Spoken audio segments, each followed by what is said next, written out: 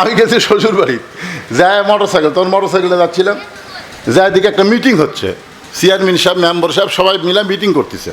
তা আমাকে দেখেই চেয়ারম্যান বললো, বাবা জামাই আপনি যখন আসছেন বসেন, এই হুজুর চেয়ার দাও। তা আমাকে চেয়ার দিল, আমি বসলাম। বসার পর চেয়ারম্যান সাহেব বলতেছে, হুজুর একটা কাম আমরা করে দিচ্ছি, আপনি দোয়া করেন।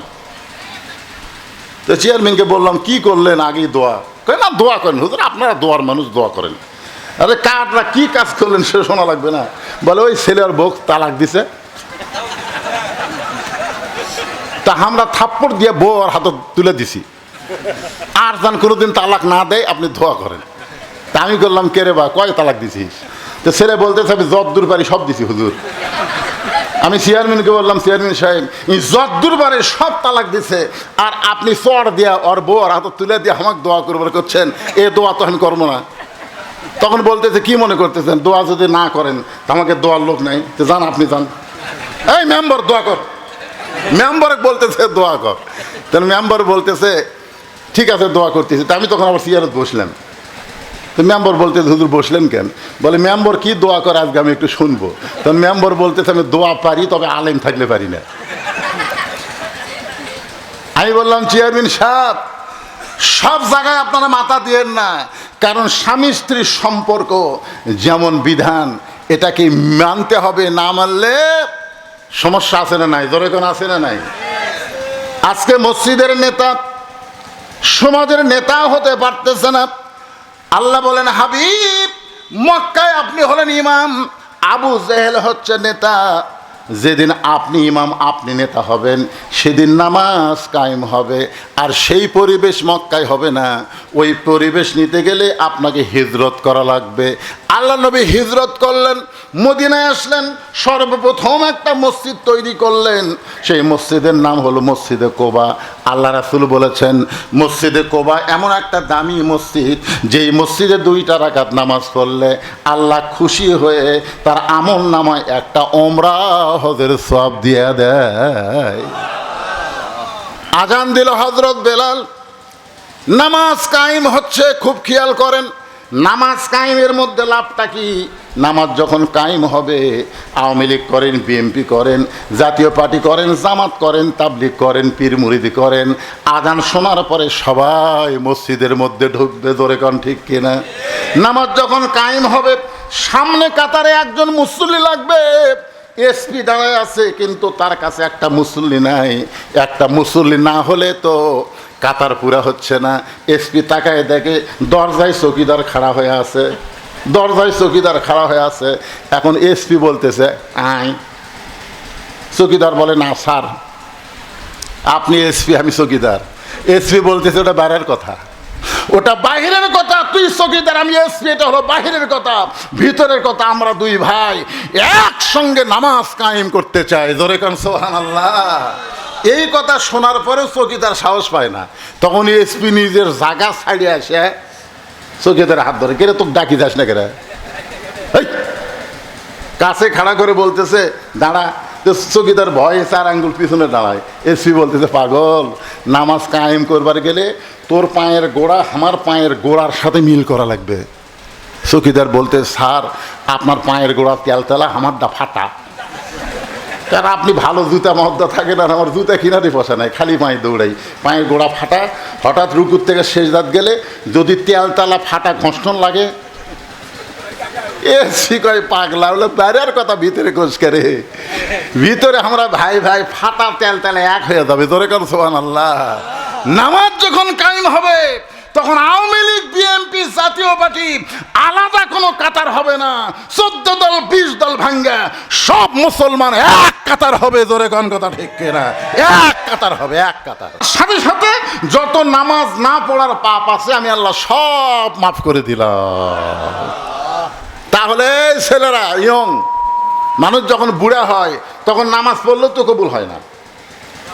কারণ সরকারি চাকরি আর নামাজ, খুব খেয়াল করবেন, সরকারি চাকরি যেমন সব বয়সে করা যায় না, সব বয়সে নামাজ আদায় করা যায় না। নামাজের খুব নিয়ম কানুন আছে, আছে না নাই? কথা কোন আছে না নাই? হ্যাঁ, অজু রাখতে হবে, রুকু সেজদা ঠিক মতো করা লাগবে, তো সরকারি চাকরি কোনো ব্যক্তি যদি করে, আমার ভাই মনে করেন ডাক্তার সাহেব সরকারি চাকরি করছে, করার পরে রিটায়ার করছে, রিটায়ার করার পরে কি তাকে সরকার টাকা দেয় না?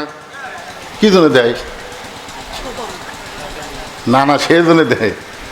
সরকারি চাকরির নাম আছে, এটা কী জন্য বলতেছি, সরকারি চাকরি করার পরেও যখন চাকরি শেষ হয়ে যায় তখন সরকার তাকে মরা পর্যন্ত টাকা দেয়। কী জন্যে? যে তোমার যৌবনটা তুমি আমাকে দিয়েছ, এই জন্য বুড়া বয়সে তোমাকে আমি আল্লাহ কষ্ট দিব না, তুমি পেনশন পাবে। যারা যৌবন বয়সে 5 ওয়াক্ত নামাজ আদায় করে, বুড়া বয়সে যদি ঠিক মতো রুকু সেজদা করবার নাও পারে, পেনশনের সওয়াব আল্লাহ তার আমল নামায় দিয়ে দেয়। জোরে কান সুবহানাল্লাহ। এই জন্যে কঠিন হাদিস, লা সালাতা লা ঈমানা, যার নামাজ নাই তার ঈমান নাই। 2 নম্বর হাদিস হলো লা সালাতা লা দীনা, যার নামাজ নাই তার কোনো ধর্ম নাই।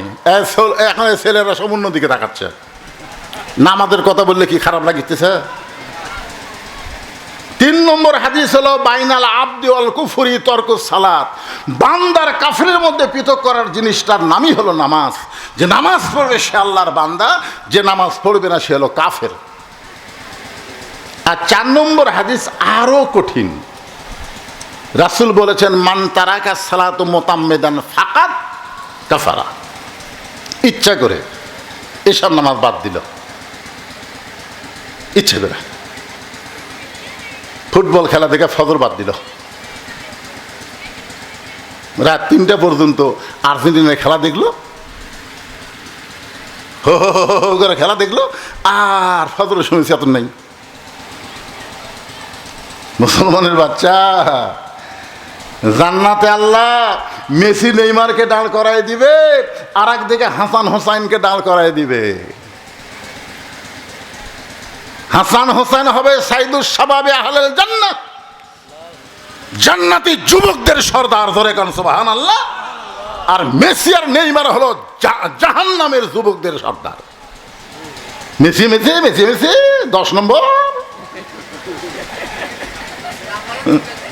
জার্সি গাঁওতে ঘুরে বেড়ায়, রাত 3টা পর্যন্ত তুমি চেতন থাকলে, পোলা পাকালা কয় ঘুম আসবো না,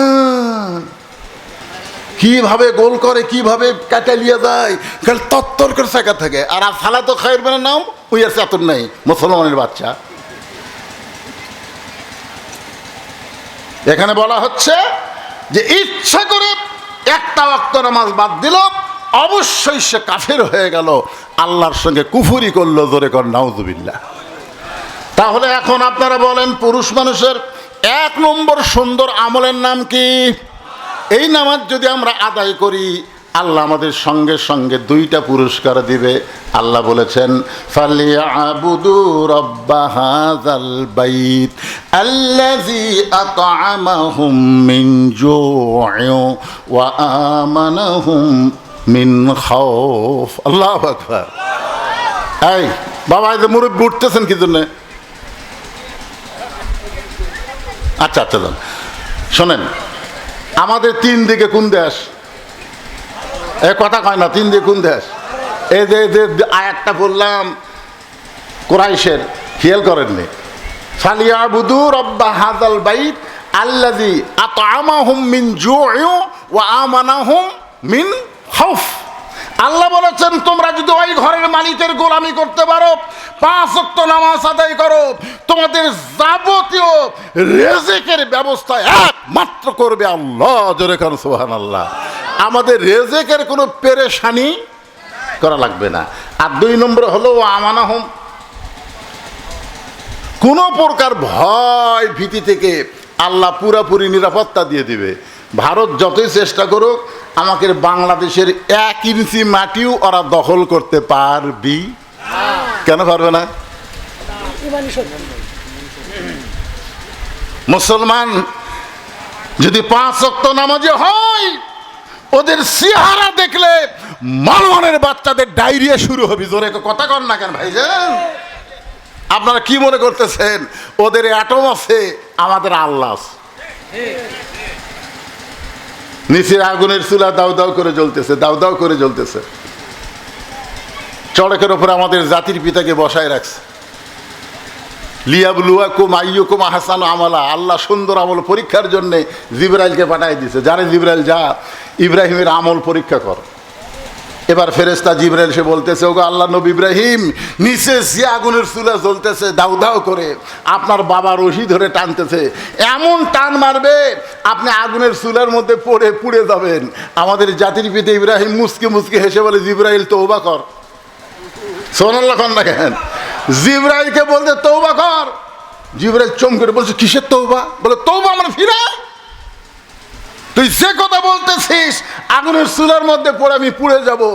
আমার বিশ্বাস, আমার ঈমান বলতেছে, আমার ঈমান বলতেছে নমরুদ আগুনের চুলা জ্বলাবার পারে, কিন্তু পুরানোর ক্ষমতা নমরুদের হাতে নাই, পুরানোর ক্ষমতা আছে আমার আল্লাহর হাতে। জোরে কর কথা ঠিক কিনা? ভারত, তোমরা বোমা তৈরি করতে পারো, কিন্তু বোমা ফুটানোর ক্ষমতা তোমাদের হাতে নাই, ফুটানোর ক্ষমতা আমার আল্লাহর হাতে। জোরে কর কথা ঠিক কিনা? বারবার নমরুদ বলে, ইব্রাহিম তাকায় দেখো, তোমার জন্য আগুনের চুলা বানাইছি, আগুনের চুলার মধ্যে পড়ে তুমি পুড়ে যাবে। আল্লাহ বলে, ইব্রাহিম একটা বার তাকা। ইব্রাহিম বলে, আল্লাহ আমি তোমার দিকে তাকিয়ে আছি, ওদিকে তাকাবো না। আল্লাহ বারবার নমরুদ বলতেছে, একবার তাকা। আল্লাহর কথা মতো আমাদের জাতির ভিতরে তাকা দেখে, কুল্লাইয়া নারু কুনি বারদাও ও সালামান আল্লাহ ইব্রাহিম। ইব্রাহিম নবী তাকে দেখে আগুনের চুলায় শান্তির বাগান। আল্লাহ তুমি কি দেখালা? বলে, এটা নমরুদের কাছে আগুনের চুলা হতে পারে, কিন্তু তোমার জন্য আমি আল্লাহ শান্তির বাগান বানাই দিলাম। ভারত বাংলাদেশে অ্যাটম বোমা মারতে পারে, কিন্তু আমাদের বাংলাদেশের নামাজের ভূমিতে পড়লে অ্যাটম বোমা থাকবে না, ওটা মিষ্টি বাঙ্গি তরমুজ হতে পারে। জোরে কান কথা দেখতে না পারে কি পারে না? জোরে কান পারে কি পারে না? ওরা বোমা মারছে, ওই বোমা এসে আমাকে এই গাবতলিত পড়ছে, সোনাতলাত পড়ছে, পড়ে এখন বোমা বলতেছে, আল্লাহ তোমার হুকুম ছাড়া তো আমরা ফুটে পারি না, কি করবো? আল্লাহ কয় পড়ে থাক।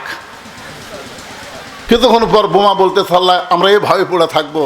আল্লাহ বলতেছে, তাহলে তোরা মিষ্টি তরমুজ হয়ে যা। তো মিষ্টি তরমুজ হয়ে গেছে, ছেলেরা বাইর হয়ে যায়, কেড়ে উঠে কিরে যাই থেকে তরমুজ বাড়ির থেকে ছুরি নিয়ে আসে, বুঝলেন? ওরা কাটা কেটে যখন খাচ্ছে, ভারতেরা দূর থেকে অনুবীক্ষণ যন্ত্র, দূরবীন যন্ত্র দেখতেছে বোমার খবর কি, দেখে যে কাটিয়ে খাচ্ছে। এরা বোমা কাটিয়ে খায়। এই জন্য আল্লাহ বলেছেন, ও আমানা হুমিন খাউফ, যাবতীয় ভয় থেকে আমি আল্লাহ তোমাদেরকে পুরাপুরি নিরাপত্তা দিয়ে দিব। একমাত্র আল্লাহ ছাড়া নামাজের অন্তরে অন্য কারো ভয় থাকবে না। ধরে কেন সুবহানাল্লাহ। তাহলে পুরুষ মানুষের এক নম্বর সুন্দর আমলের নাম হলো নামাজ। জোরে বলেন নাম কি? আর নারীদের জন্য এক নম্বর সুন্দর আমল হলো পর্দা। এই নামাজ আর পর্দা, এটা বজলুসুদের ওয়াজ দেওয়া হবে না। এখন আপনারা বলতেছেন, হুজুর আপনি আবার কোন পেঁয়াজ ধরতেছেন? পেঁয়াজ না, আপনারা বলেন আমার আজকের এই ওয়াজ দিয়ে আপনারা কি সবাই ফজর নামাজ পড়বেন? না না না, যারা এসা পড়ছে তারা তো ইনশাল্লাহ কবেনি, যারা এসাই পড়েনি মনে করে না, নামাজ হবে, বাংলাদেশেও নামাজ হবে, অসুবিধা নাই। কারণ বাংলাদেশের প্রধানমন্ত্রী তারেক রহমান কিন্তু 5 ওয়াক্ত নামাজ পড়ে। এই হুজুর, এই বসো বাবা হুজুর, আমাদের বর্তমান প্রধানমন্ত্রী 5 ওয়াক্ত নামাজ পড়ে, এই ব্যাপারে কোনো সন্দেহ নাই। এখন ব্যাপার হলো প্রধানমন্ত্রী পড়ে, আর যেগুলো মন্ত্রী আছে তারকেও পড়া লাগবে না? কথা কেন? তারকেও কত পড়া লাগবে। কিন্তু এক প্রধানমন্ত্রী পড়লো, অন্য মন্ত্রী পড়লো না, তাও তো হবে না। তো এই জন্যে ওয়াজ দিয়া নামাজ হবে না, তার একটা প্রমাণ দেই আমি। বিরক্ত হচ্ছেন? আপনারা বলেন তো, এই 5 ওয়াক্ত নামাজ আল্লাহর নবী কখন পাইছে? মেরাজ কোন বছর হচ্ছে? না, এটা নবুয়তের 10ম বৎসর। নবুয়তের 10ম বৎসরে মেরাজ আছে। এই মেরাজে আল্লাহ নবী 5 ওয়াক্ত নামাজ পড়ছে। এই 5 ওয়াক্ত নামাজ নিয়ে নবী মক্কাত আসলেন এবং আসার পরে 3 বছর থাকলেন। কয় বছর? 3 বছর থাকলেন। তো একদিন নবী আল্লাহকে বলতেছে, আল্লাহ আপনি যেখানেই নামাজের কথা বলেন সেখানে আপনি বলেন আকিমুস সালাত, নামাজ কায়েম করো, নামাজ কায়েম করো। আপনি তো কোরআনের কোনো জায়গায় বললেন না ইকরাউস সালাত, নামাজ পড়ো, নামাজ পড়ো। নামাজ পড়ার কথা কোরআন হাদিসের কোনো জায়গাতে নাই। আপনি সব জায়গায় খালি নামাজ কায়েমের কথা বলেন। কিন্তু মক্কায় বর্তমানে যে পরিবেশ চলতেছে, এই পরিবেশে তো নামাজ পড়া যাচ্ছে কিন্তু কায়েম তো করা যাচ্ছে না। তখন আল্লাহ রাসূলকে বললেন, নবী, মক্কায় আপনি যতই নামাজের ওয়াজ করেন নামাজ কায়েম করা যাবে না। তা আল্লাহ রাসূল বলেন, কারণ কি? বলে, কারণ হলো আপনি ইমাম, আপনি হলেন ইমাম, আর নেতা হলো আবু জেহেল। যেই দেশের নেতা হবে জালেম আর ইমাম হবে আলেম, ওই দেশে কোনদিন নামাজ কায়েম করা যাবে না। কথাটা গুরুত্ব দিয়ে শুনবেন। কয় নেতা? বাহিরের নেতা হলো জালেম আর ভিতরের নেতা হলো আলেম। আপনাদের মসজিদের নেতা কি? একেবারে সত্যি কথা বলতে কি হয়, আপনাদের মসজিদের যা ইমামতি করে তাই কি? আর বাহিরের যেটা কি? ভয় লাগতেছে? আপনারা বলেন তো যে আপনারা এই যে বাহিরের নেতাকে কিরকম মানেন আর ভিতরের ইমামকে কিরকম মানেন? না না, ভয় লয়। আপনি কোরআনের আজকে যে সূরা মুলকের দুটো আয়াতের যে তাফসীর হচ্ছে একটু খেয়াল করেন, একটু মনোযোগ দেন। আমাদের এই সময় থাকবে না, তো এই অবস্থা থাকবে না। ভবিষ্যতে বাংলাদেশ পরিবর্তনের দিকে যাবে। জোরে কোন কথা ঠিক কিনা? কি মনে করতে এইরকম থাকবে? তাই শ্রাবণ মাসে মাহফিল হচ্ছে, আল্লাহ বৃষ্টি দিচ্ছে না, তার মানে কি বুঝতেছেন? আল্লাহ দয়া করতেছে না। জোরে কোন আল্লাহ দয়া করতেছে কি করতেছে না? এই গরমের মধ্যে ফ্যান দিয়ে শরীর ঘামে, আর ফ্যান ছাড়া ঘন্টার পর ঘন্টা আপনারা কথা শুনতেছেন। এটা কি এমনি এমনি? অবশ্যই পরিবর্তন হবে। তাই কথাটা খুবই গুরুত্বপূর্ণ যে মসজিদের ইমামকে আপনারা কি মানেন আর সমাজের নেতাকে আপনারা কিভাবে মানেন।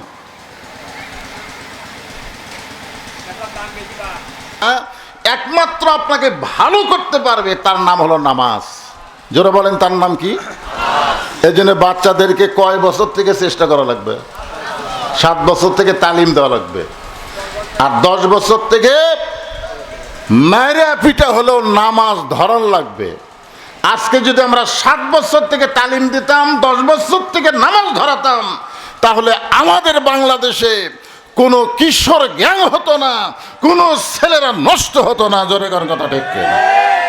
আজকে যেই ছেলেরা ঘোরাফেরায় ওদের ঘুরতেছে, রাস্তাঘাটে ঘুরতেছে, কয়টা বসে গেছে, আসলে অসুবিধা নাই। এটা আমার কথা না, আল্লাহ নিজেই বলতেছেন, ইন্নাস সালাতা তানহা আনিল ফাহশাই ওয়াল মুনকার। একমাত্র নামাজই পারে মানুষকে যাবতীয় খারাপি, অশ্লীলতা থেকে হেফাজত করতে। বলেন সুবহানাল্লাহ।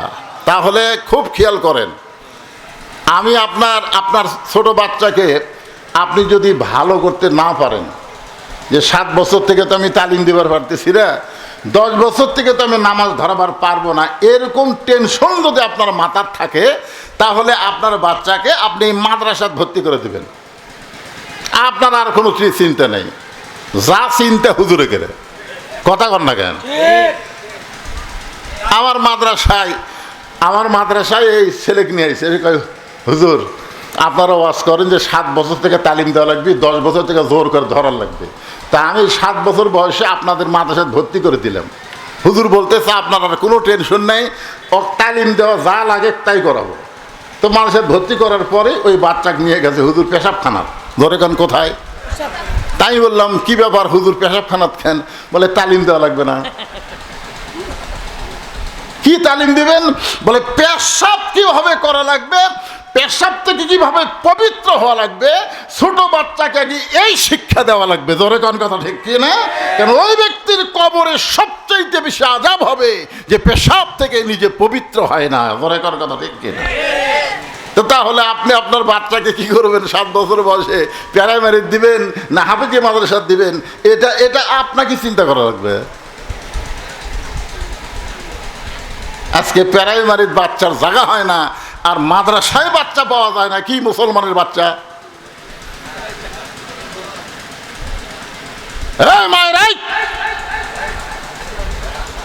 এমন ওয়াজ আছে কিছুক্ষণ পরে ধরতেছি, দেরি করো।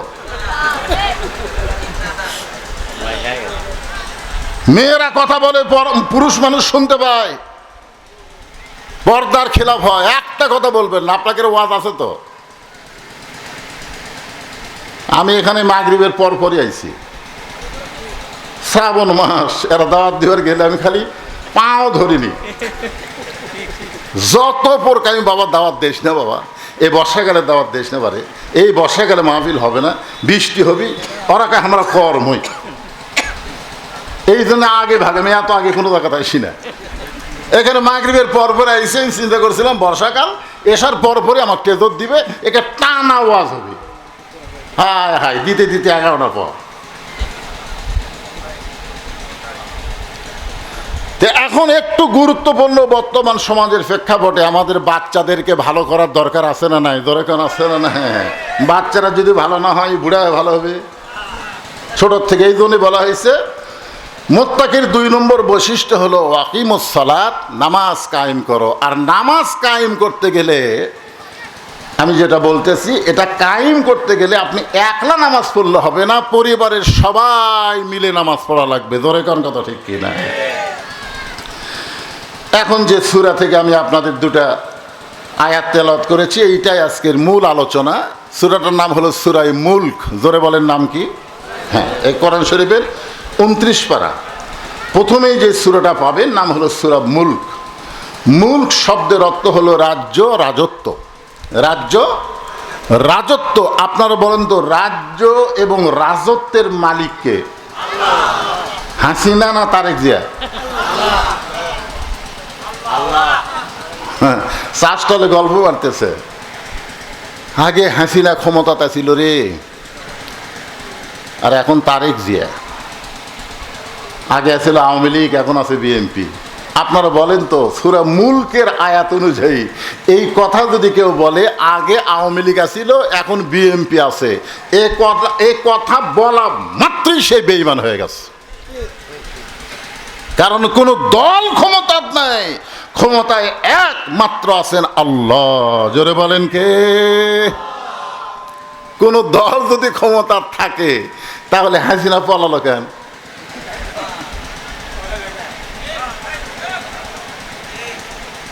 এখন 5 তলা বিল্ডিং এর উপরে, ওপর তলায় বুঝলেন 1 লাখ টাকার খাট, 12,000 টাকার কম্বল, ওরে তামানে গায়ে দিয়ে রাত 9টার সময় বলতেছে আমার বাড়ি আমার ঘর আমাক নামাইকে। একে রাত 9টার সময় ওরে তামানে দিয়ে শীতকালে বলতেছে আমার বাড়ি আমার ঘর আমাক নামাইকে। তো 2 কান্দে 2 ফেরেশতা বলতেছে আল্লাহ, ঘুমের আগে একটা দোয়া আছে, আল্লাহুম্মা বিসমিকা আমুতু ওয়া আহইয়া। এই দোয়া না পড়াই কি করলো? এই যে বলতেছে আমাক নামাই, কেউ নামানোর কেউ নাই। রাত 3টার সময় আল্লাহ একটা ভূমিকম্প দিছে। জোরে কোন, কি কম্প? খালি বিল্ডিং একটু কেঁপে উঠছে। ওই এত ফোর্সে নামছে যে কম্বলের মধ্যে যার লুঙ্গি খুলে আছে ওটাও পর্যন্ত পরার টাইম পায়নি, একেবারে ন্যাংটা হয়ে নামছে। ফেরেশতাকে আল্লাহ নামাইলা, তাই বলে ন্যাংটা করে নামালা। ক্ষমতার চেয়ার পায়া হাসিনার মতন কেউ যদি আবার স্বৈরাচারী হয়, আল্লাহ তাকে নামাবে, কিন্তু ন্যাংটা করে নামাবে। জোরে বলেন কথা, ঠিক কিনা? কারণ সমস্ত ক্ষমতার মালিককে। এটা কি আমার কথা না আল্লাহর কথা? আল্লাহ বললেন তাবারাকাল্লাযী বিয়াদিহিল মুলকু ওয়া হুয়া আলা কুল্লি শাইইন কাদির। আল্লাহু আকবার। এরপরে আল্লাহ বলতেছে, রে মায়েরা একটু মনোযোগ দিয়ে শোনেন, আল্লাযী খলাকাল মাউতা ওয়াল হায়াতা। সুবহানাল্লাহ বলেন। দেখেন, এখানে আল্লাহ কিন্তু বলতে পারতেন আল্লাযী খলাকাল হায়াতা ওয়াল মাউতা, আল্লাহ বলতে পারতেন, কিন্তু আল্লাহ তাআলা কেন বললেন খলাকাল মাউতা ওয়াল হায়াতা? আগে আল্লাহ মরার কথা বললেন, তারপরে আল্লাহ বাঁচার কথা বললেন। এখান থেকে আমরা বুঝতে পারলাম আমাদের সবচাইতে নিকটতম যেই জিনিসটা, তার নাম হলো মৃত্যু। এমন কোনো ব্যক্তি, আপনারা বসে যারা আছেন, আপনাদের মধ্যে এমন কোনো ব্যক্তি একটু ডাঙা বলেন তো, হুজুর আমার বাড়ি এই শেখাহাতি সবচাইতে নিকটে, আমি এখান থেকে বাড়ি যাবার পারবই। একটা লোক ডাঙা বলেন তো, হুজুর আমি বাড়ি যাবার পারবই, বলেন। তাহলে এইটুকু কথা বলার মতন সাহস যদি আমাদের না থাকে, তাহলে আপনারা বলেন তো আমাদের সবচাইতে নিকটতম যেই জিনিস তার নাম কি?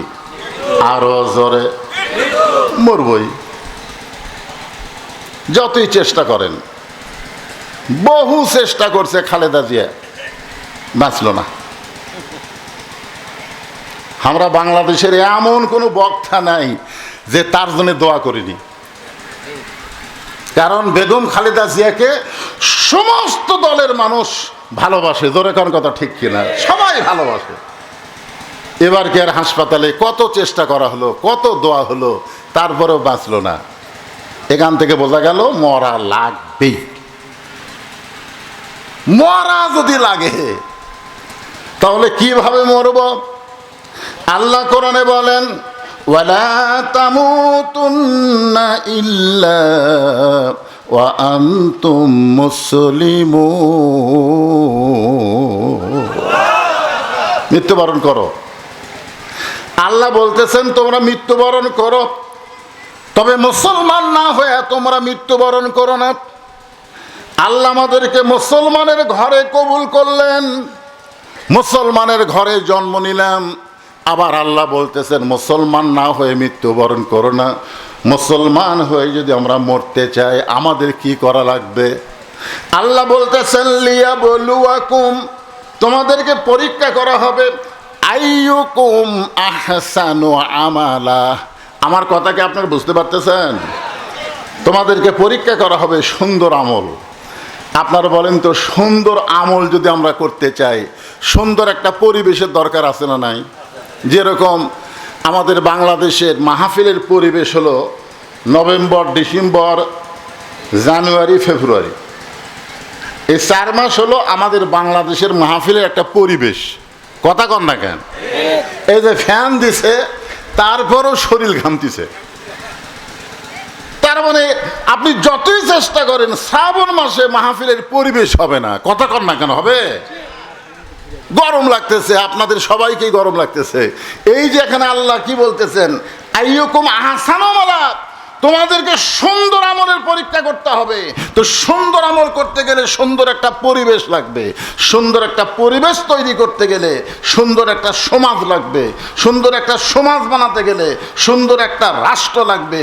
সুন্দর একটা রাষ্ট্র তৈরি করতে গেলে মানুষের তৈরি করে আইন হবে না, আল্লাহর কোরআনের রাষ্ট্র লাগবে। ধরে কোন কথা ঠিক কিনা? যেই কোরআনের ওয়াজ শুনতেছেন, এই যে আমি ওয়াজ করতেছি, মা বোনদের তারপরে কথা বলতেছে কি, আপনার বাড়ি থেকে মসজিদ হলে 100 গজ দূরে, বাড়ির থেকে উজু করে মসজিদে আপনি রওনা দিলেন, কিন্তু রাস্তার মধ্যে 2টা বেপর্দা নারী আপনার 2 চোখত পড়ছে, আপনি দেখবার চাননি, দেখবার আপনি চান নাই, কিন্তু হঠাৎ পড়ে গেছে। তো 2টা বেপর্দা নারী যদি 2 চোখত পড়ে, পোকা পড়লে তোলা যাবে, মশা পড়লে তোলা যাবে, বেপর্দা নারী যদি চোখত পড়ে তোলা যাবে? আপনি মসজিদের মধ্যে যা সামনে কাতারে নিয়ত করতেছেন, ইলা জিহাতিল কাবাতি শরীফাত, আল্লাহু আকবার, মুখ আছে কাবার দিকে, চোখ আছে সেজদার দিকে, আর মন খালি বলতেছে কি দেখলাম রে, রাস্তাত কি দেখলাম রে। তাহলে চিন্তা করে দেখেন যে আপনার মসজিদ যতই সুন্দর হোক, আপনি যতই ওযুওয়ালা হন, রাস্তা যদি বেপর্দা নারী মুক্ত না হয়, তাহলে আপনি সামনে কাতারে নামাজ পড়তে পারবেন না। নামাজ পড়তে গেলে রাস্তাতে কোনো বেপর্দা নারী থাকা চলবে না। ধরে কোন কথা ঠিক কিনা? এখন বেপর্দা নারী এ ব্যাপারে কোরআনে কোনো কথা আছে? আছে? আমার আল্লাহ কোরআনে বললেন, ওয়াকরনা ফি বুয়ুতিকুন্না ওয়ালা তাবাররাজনা তাবাররুজাল জাহিলিয়াতিল উলা। আল্লাহ রাসূল ফাতেমার কাছে গেলেন, এই মায়েরা শোনেন, সুন্দর আমলের ওয়াজ হচ্ছে, কারণ মায়েরা যদি ভালো হয় পেটের বাচ্চাগুলো কি হবে। এই জন্য একজন নেপোলিয়ন বলেছে, ভালো একটা সন্তান যদি চাও ভালো একটা বাপের দরকার, আর মেয়ে কন কেন, মাই কন। ভালো একটা সন্তান, এই যে ভালো সন্তান পাবার গেলে ভালো বাপের দরকার না। কারণ নূহ নবী, কোন নবী না, নূহ নবী না, ইয়াকুব নবী। হ্যাঁ, ইয়াকুব নবী আল্লাহর কাছে কাঁদতেছে, আল্লাহ তুমি আমাকে 12টা সন্তান দিলে, 2টা সন্তান এত ভালো আর এই 10টা এত খারাপ কেন হলো? তা আল্লাহ বলতেছে, ইয়াকুব তোর বউ কয়টা? ইয়াকুব নবী বলতেছে, আল্লাহ আমার বউ হলো 2টা। তো তোমার যে বউ ভালো সেই বউয়ের পেট থেকে যেই সন্তান বনিয়ামিন ইউসুফ, এই 2 সন্তান ভালো, আর তোমার যে বউ খারাপ ওই বউয়ের পেট থেকে 10টা সন্তান, এই 10টাই খারাপ। দেখেন, নবী হয়ে জন্ম দিছে, মাও খারাপ হওয়ার কারণে সন্তান খারাপ হয়ে গেছে। এই জন্য পর্দার অন্তরে যারা বসে আছে এরা আমাকে মায়ের জাত, জোরে কার কথা ঠিক কিনা? এদের পেটের ভিতর থেকে আমরা ভালো সন্তান চাই কি চাই না? জোরে কান চাই কি চাই না? তো ভালো সন্তান কেমনে হবে? এই জন্য আল্লাহ রাসূল ফাতেমার ঘরের মধ্যে এলেন, তাকায় দেখলেন ফাতেমা চোখের নিচে কালিমা পড়ে গেছে। আল্লাহ রাসূল মুস্কি হাসি দিয়ে বললেন, ফাতেমা এত সুন্দর তোমাকে লাগতেছে, আমার মনে হয় চোখে তুমি সুরমা দিয়েছ। ফাতেমা ছোট বাচ্চার মতন কান্দে বলে, বাবা আমি চোখে কোনো সুরমা দেই নাই, বরং আজকে কয়েকদিন হলে না খাওয়ার কারণে আমার চোখের নিচে কালিমা পড়ে গেছে। আল্লাহ রাসূল ফাতেমার শাহাদত আঙ্গুলি ধরে বললেন, ফাতেমা মেয়েদের জন্য জান্নাতে যাওয়া আল্লাহ সহজ করে দিয়েছে। সুবহানাল্লাহ বলে। ফাতেমা বলতেছে, আজ কয়েকদিন হলে না খাওয়ার কারণে আমার চোখের নিচে কালিমা পড়েছে। আমাদের মতন বাবা হলে আমরা কি বলতাম, এমন একটা ছেলের সঙ্গে আমার মেয়েকে বিয়ে দিলাম, আমার মেয়েকে সুখ শান্তিতে রাখলো না। কিন্তু আল্লাহ রাসূল বলতে যে, ফাতেমা মেয়েদের জন্য আল্লাহ জান্নাতে যাওয়া সহজ করেছে। সঙ্গে সঙ্গে ফাতেমা বললেন, বাবা দুনিয়া এবং জান্নাত, আল্লাহ রাসূল বললেন, বাল তুসিরুনাল হায়াতাদ দুনিয়া ওয়াল আখিরাতু খায়রুন ওয়া আবকা। তুচ্ছ একটা দুনিয়া, কয়দিনের জন্য। আখিরাতের কথা শোনো ফাতেমা, তুমি জান্নাতে যাবে, মাত্র 4টা আমল। মায়েরা শোনেন, মাত্র 4টা আমল করবেন। 1 নম্বর হলো 5 ওয়াক্ত নামাজ, 2 নম্বর হলো রমজান মাসের রোজা, 3 নম্বর স্বামীর কথা মতো চলা, আর 4 নম্বর হলো সতীত্বের হেফাজত, পর্দা করা।